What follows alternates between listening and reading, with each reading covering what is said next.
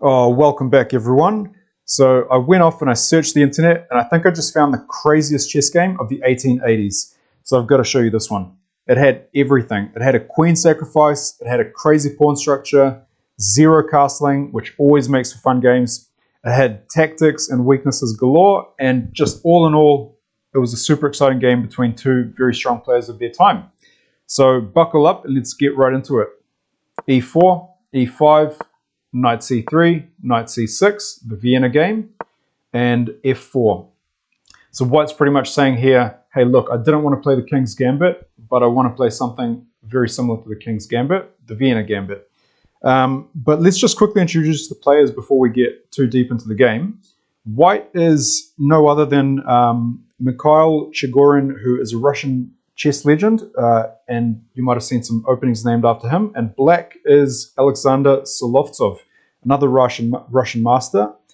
The game was played in what looks to be a two-game match that the guys played in 1884 in St. Petersburg, or Moscow as it's now called, where the players won one game apiece. So play continued, e takes f4, black accepts the gambit, d4, and white pretty much with this move says, I'm inviting you to play queen h4, and I'm going to play king e2, because I want YouTube videos to be made of this game in centuries to come. And of course, it wouldn't be the 1800s chess if a queen h4 followed by king e2 wasn't played. And in this position, black played b6, trying to get the bishop instantly developed to a6 to put pressure on the king on this diagonal, while the queen puts pressure on the king on this diagonal. So white protects against that threat, excuse me, just clearing my throat, by creating a counter threat of his own. But that doesn't stop black. Black just pins the knight. Now you think, well, how did white just walk into that pin? Well, black's still got to be careful of this threat here. So white's got a few ways to protect that knight, unless he leaves it and loses on the spot. He can play something like queen d3, although this doesn't work because as soon as you take, this is a royal fork and you lose the queen. So the only real two options are c4 and a4. So a4 was played in the game. So let's just quickly take a look at what would happen if c4 was played. Play could have continued castle queenside. Black continues to develop his pieces. Knight f3. And now this queen has to move somewhere where it continues to protect this pawn on f4, because if black allows white to recapture that pawn freely, then white will have a very easy game. That king can just shuffle over, possibly even to c2, possibly b1, or down the line, just possibly to d1, and the bishop could come out this way, and white would start unraveling this way. But punchline is, black wants to keep that pawn on f4 as long as possible. So he would protect the pawn by playing queen to g4. h3, again, telling black, hey, look, you've got to move your queen somewhere. You've got to move it to g3, otherwise anywhere else, and I'll take your pawn on f4. And in this position, the computer rightfully says black's got a bit of an advantage, because despite white's strong pawn center, black is in fact up a pawn, and a very strong pawn as well. And white's going to have a hard time unraveling this position, because to move this rook out, you've got to move this bishop out. To move this bishop out, you've got to protect that g2 pawn, and you've got to move the king out of the way. So it's just going to take white a long time to unravel here, so white's got to be quite careful. But instead, white decides to play a4 to protect the knight, which is fine. Now black continues to develop with knight f6, and after knight f3, queen g4. So in this case, again, black wants to keep that pawn on f4. The only two places the queen can move, because it's attacked, is to g4 or h6. If queen to h6, black sort of walks into this pin by the bishop, and g3 can be played in a lot of cases by white. But it's a very sharp position, so in this case, white could play something like e5, and if, let's say, knight to g4, king e1, king d8. Now, once white's moved the king out of the way, this is no longer pinned. So, like we said, knight to c7 is always going to be a threat. King to d8, protecting that square. Or, we've always got the option of sliding the rook across. g3 by white, making the most of that pin.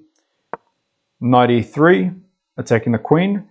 And after takes, and c3, it's a position that is very dynamic, but is probably still on the better side for black, because after black plays bishop b7, he's got a very strong grip on this diagonal, a lot of pressure. This pawn on e3 is a bone in white's throat, and again, white just cannot seem to get his pieces coordinated on the back rank. This is always going to come under fire from that bishop, so it has to be looked after by either the queen or maybe the bishop to g2. And black's got a relatively easy game by playing bishop e7, castling, and possibly then opening up the e and f files with f6 and putting pressure with that rook on f8 after he's castled down this side. So black's slightly better in this position regardless. However, black plays queen to g4 instead of queen to h6. And after e5, now that g4 square is no longer available for the knight. So the knight goes to the edge of the board, which again is not something you'd conventionally do in strong positional chess. But in this case, it actually creates threats like knight to g3 check, followed if the queen sort of, to be fair, not in this position, only if the queen was on h6, and those types of lines. But those types of threats can also appear if the tactics work out. So white's just got to be careful of that. Queen to d3, white is saying, okay, I'm sick and tired of that pin on my knight. Knight takes c7 is back to being a threat. Knight takes c7 check. So black now slides his king across, and that is well and truly back to being pinned. But now that the queen has moved off the d1 square, the king can now unshuffle off. And again, white wants to play the bishop to e2 rather, start getting the rook into play if possible. But that g2 square is always going to be weak. So white is kind of stuck on this side of the board and on this side of the board. That bishop's only really got that d2 square at this stage. Advantage still to black here, but it's a very sharp position, and one wrong move by either side could spell doom. So in this case, black plays knight to b4, again saying, I'm not giving you any chance to breathe in this position. I'm attacking your queen. And now after the queen comes to a more central square, attacking that rook, c6 blocks it off, and we walk into a whole series of other pins. Now that pawn might be attacking the knight, but it itself is pinned. The king would love to come to the c7 square, possibly even slide over to b7. The rook would love to come to c8.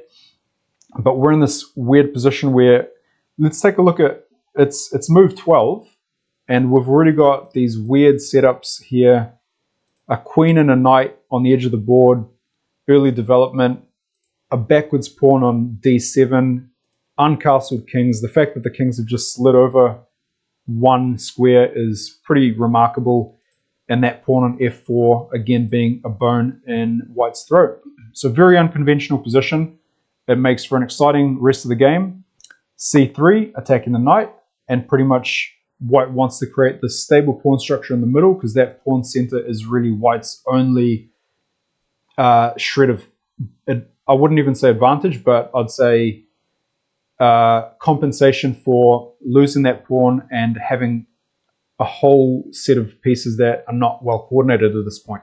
So c3, creating a strong center. And after knight d5, white continues c4, winning tempo, and pretty much saying, black, if you're not going to let me have any time to get my pieces in order, I'm not going to give you any time. But black here finds a genius way to continue, and instead of falling for white's play and starting to reactively move, black says, well, if you're going to attack my knight, I'm going to attack your queen. So look at all these pieces under fire now. The queen's under fire, the knight's under fire, the knight's under fire. Something's got to give, right? If white here takes en passant, white simply loses, because after this, black gets his knight out of the way from being attacked and attacks the queen. And once the queen moves, black wins that knight. So white does not want to take en passant, but allows black that pawn in f5. The queen drops to e2, and now the knight jumps in with check. So again, white somehow, black somehow cannot take that pawn on that knight on b5 yet. But after takes and f takes, now the knight drops back, and that pawn on e3 is being attacked. So black simply defends it with f4. Now let's just pause for a second and take stock of this position, because this is a pretty crazy position already. Black's got essentially a passed pawn on e3, a protected passed pawn, two pawns that are absolute bones in white's throat. White has this strong pawn center, and black's got a king that should in theory be quite weak over here, but white has no way to get to that king. On top of that, again, white's not really come anywhere close to getting developed. About 5 or 6 moves have passed, and all white's done is just move that king from e2 to d1, and the queen's ended up on e2. So the queen and king have swapped, but white hasn't really improved his position much. And white's going to be really, really careful, because if he wastes any more time, black's just going to continue bishop e7, g5, rook f8, possibly moves like knight to g7 once the pawn moves, h5, g4 with the other pawn, and then that pawn storm comes on the king side while having a safe king on d8. So white's got to be careful. He doesn't want to be left with his king side undeveloped. So what does white play? Knight e4, pretty much saying, I like that square on d6 for my knight, but more importantly, I don't want you to play g5. I want to take your pawn. I want to win your pawn. So black says, well, I actually really want to play g5 and protect my pawn, because I kind of like that pawn on f4, because it protects that other pawn that I like on e3. The queen slides across to c2, and black plays the move g5. And now this is an interesting position, because black's bishop here on a6 actually isn't doing too much, but there's no good way to get this bishop into the game. The best way would be on this diagonal, because there's not really many hopes coming out from c8, because that pawn doesn't look likely to move for a very long time with the pawn on e5 and the knight on d6. Pay attention though to these two squares, because these are going to be key squares in the rest of the game for both black and for white. The reason is black does not have a like squared bishop on this side of the board, on the king side. And as much as black would love to, if black had his bishop instead of a6, he had it on g6 or f5, black would be absolutely crushing white here. But unfortunately, black's kind of got a backwards queen side as well. So black ends up having these two weak points here, where either a knight can jump in, or a queen, or a bishop. So black's got to be careful, because these can't really be defended that much. Likewise, black would probably want to play something like queen to f5 at some point, so that he can play the pawn to g4 and the other pawn to f3.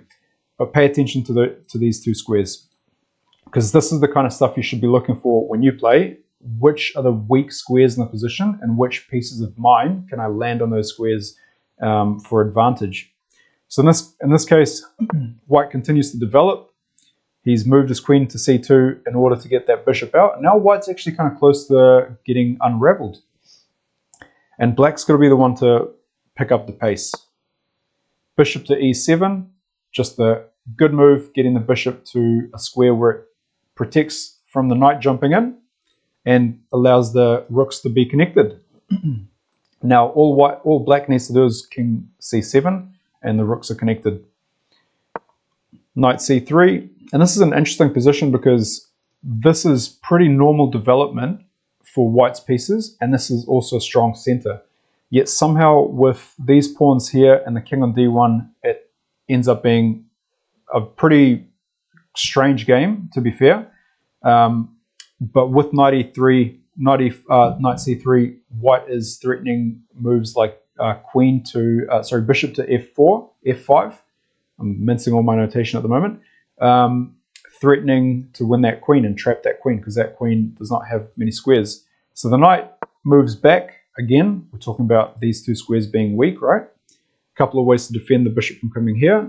One could have been rook to f8, but knight g7 works a bit better because it plays into black's game of playing h5 and then g4 and f3 and pushing that pawn storm up.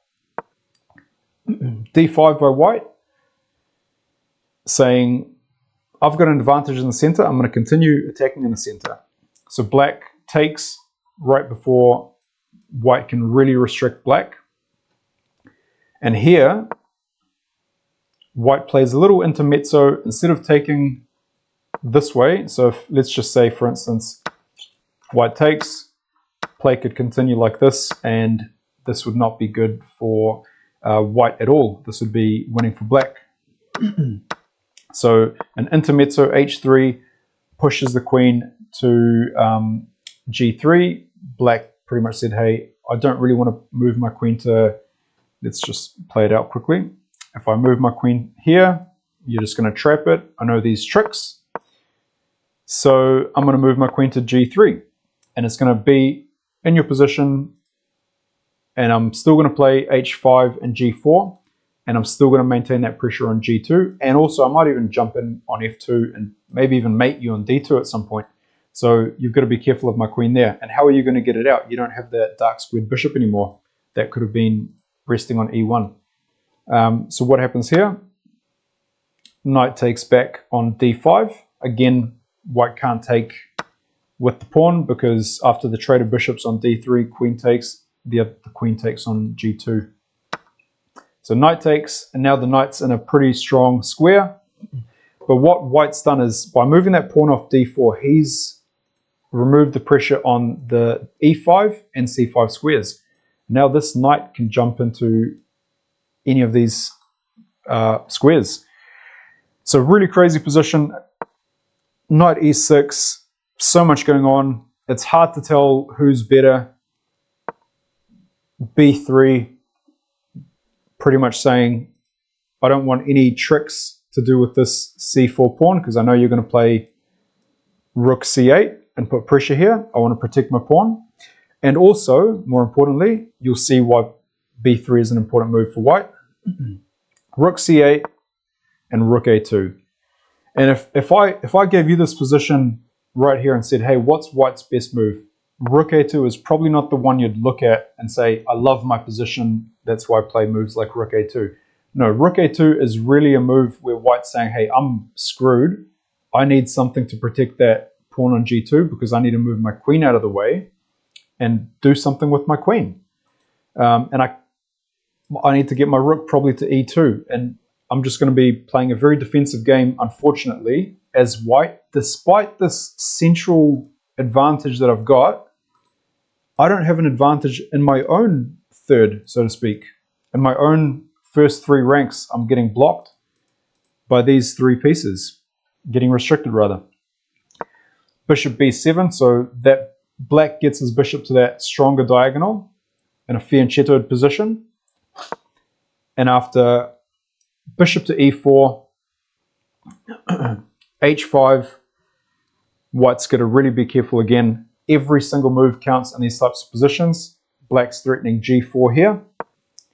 Knight c3, white is saying, I need to trade off some pieces ASAP, otherwise I'm going to get crushed.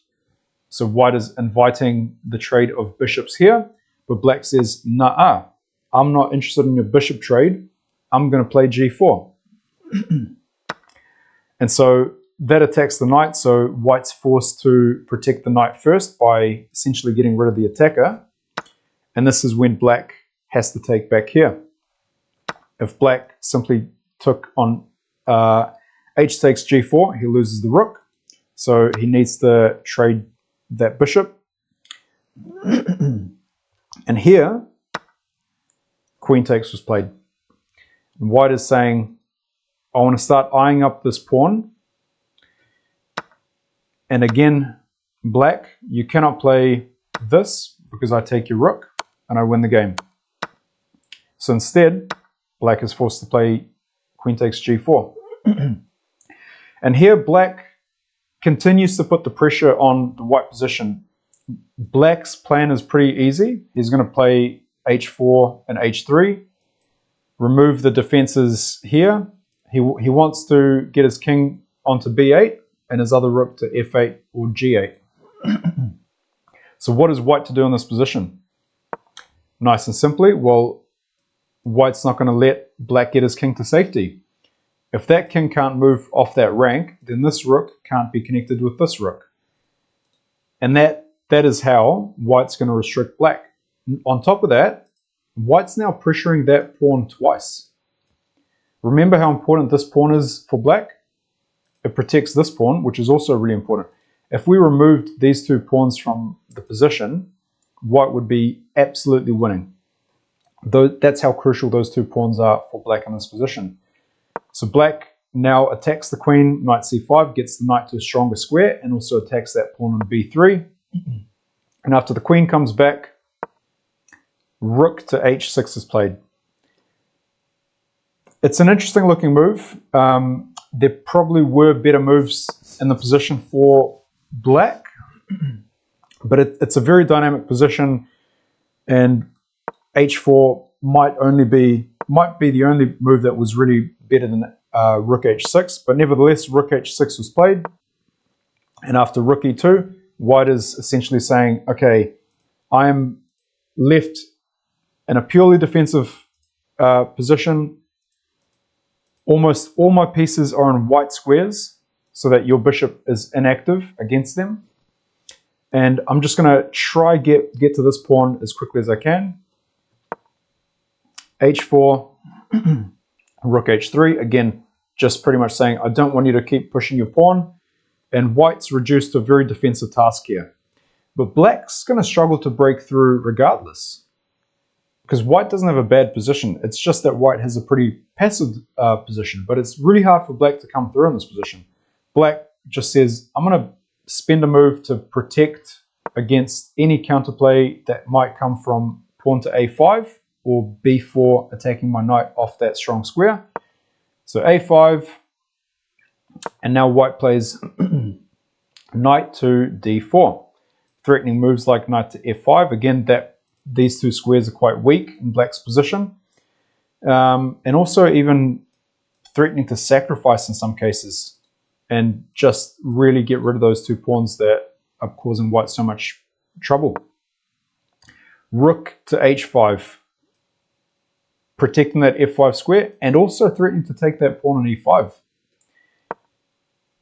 Rook to f3, and now white's saying, okay, now I've got two pieces on your pawn here. What are you going to do? Because if you allow me any more time, I'm going to take that pawn, and then I'm going to take this pawn, and then I'm going to have the advantage. So in this move, actually, black missed the strongest move. The strongest move would have been rook to e5. So play from here could have continued rook to f4, after which black would say play queen g3. And after queen g3, whoops, white's got to be careful because black is actually threatening this move, rook to d5. So if white tries to put pressure here, black's going to continue and take here, because if you take the queen, I take check, you slide across, I take this, you take the pawn, and I simply slide the bishop out, protecting that pawn on g3, which again restricts you. You can't get to my knight. My rook and my knight and my bishop are going to work very well together. This king's going to come to c7. It's going to be safe. And this rook is going to start coming into the game as well. And your queen is reduced to a purely defensive task in her own position. And your rook has nothing to attack in my position. And this is winning for black. So white's going to be careful in these types of positions, because black's really started to rip apart white's center in this type of position. Unfortunately, Black plays a bit of a mistake, h3, which allows white some counterplay, because now after take, pause and think. What has black achieved? Black's actually created a bit of a situation where his only active pieces, his most active pieces rather, like the rook on h8, he's traded for one of white's most passive pieces, that rook on h1. And if you trade your most active piece for your opponent's most defensive piece, that's good for the defender. And not only that, but how is this rook going to come into play? It can't come up here because that knight's going to take it. This king can't come here because that knight's controlling that square. That king's also defending that bishop on e7. How is this rook going to come into the game? Again, black has traded off his best attacking pieces, and now white pounces. Queen to g6, entering that position, threatening queen to b6, threatening queen to g8 with mate. What is black going to do? Black's pretty much scratching his head here thinking, oh my goodness, how did I let this happen? How did I let my advantage slip away? Because now white's coming through. Black had to play knight to e6 here. That was the only move, and play could have followed something like this. The king gets a bit of lift. The pawn finally gets off that d7 square. And in this type of a position, white's got the advantage, but it's the only way black could have held. But on move 39, black made the final mistake of the game, queen to h8, protecting that back rank from queen g8.